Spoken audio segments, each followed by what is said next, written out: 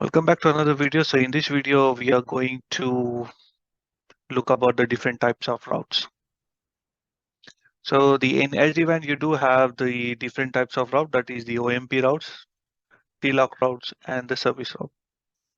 So OMP, I've already told you that if I go back to this one, so this whole part is the OMP, which is on the internet, that is the OMP. So any routes which are coming through these, which have been shared over here, that will known as a OMP routes. And any routes which have been shared, again, it will also share the TLOCs details. And also it will be, if you remember that the routes have been assigned to the TLOCs, so those are also known as a TLOC. That means if you want to see the routes based on the OMP, it will show you that, okay, we got these particular routes. That is, for example, 40 prefixes. Branch 1 got the 40 prefixes via the OMP. So if I say that OMP, so if I say that show SD-WAN OMP, so it will show me that what are the routes which I got it from the OMP. Now, if I say that show SD-WAN OMP T-log, that means it will also show you that whatever the routes which it got it from the OMP, it also has the T-log assigned to it. So it will just filter that routes using the T-log. So basically it's the same routes which is coming from the OMP as well as from the T-log routes.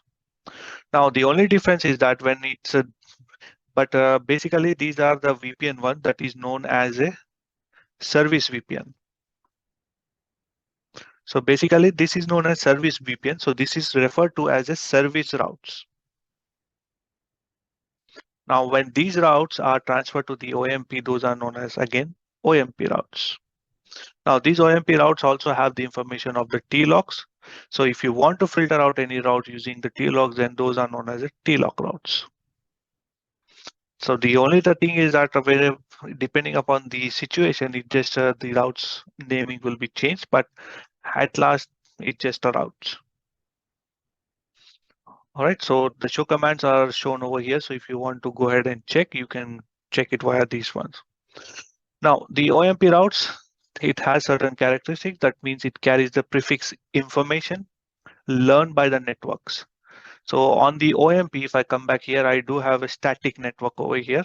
I do not have any routing protocol such as OSPF or BGP. So it is learned by the statically because we are going to create the tunnels between the branches, and over the tunnels, we are going to share the routes directly. Now, advertise routes to the vSmart by OMP. So basically, whenever the routes have been advertised any branch, it will not directly send the routes to the branch 2, branch 3, or branch 4. So it will send all the information to the vSmart here. So vSmart has full view of your topology. So that's why you have to have the high availability with the vSmart, because if vSmart is down, your network will be down. All right. So that was the OMP routes. And again, with the TLOC routes, again, these are also carry the property associated to transport location. Now, again, the routes is also the same. The only thing is that the physical port of the device connection. So whenever you're referring to the TLOC, so TLOC will say that, okay, I am giving you the prefixes of 40. And if you want to receive, if you want to reach to these prefixes, my TLOC number will be 100.1.1.4. So basically it is a TLOC routes are saying exactly where those routes are located, the exact location of the routes. And TLOCs also includes the WAN interfaces, like if they are coming from the business internet or the MPLS, they also include those details also. And OMP advertise, as I said, that all the routes will be advertised first in the OMP, then the OMP will also carry certain characteristics, and TLOC will carry certain characteristics to give you a more information and more view of your network.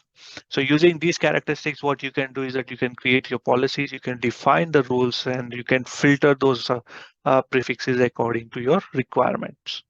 So it's like you have multiple options over here. Now, service routes identify the network service such as the firewall.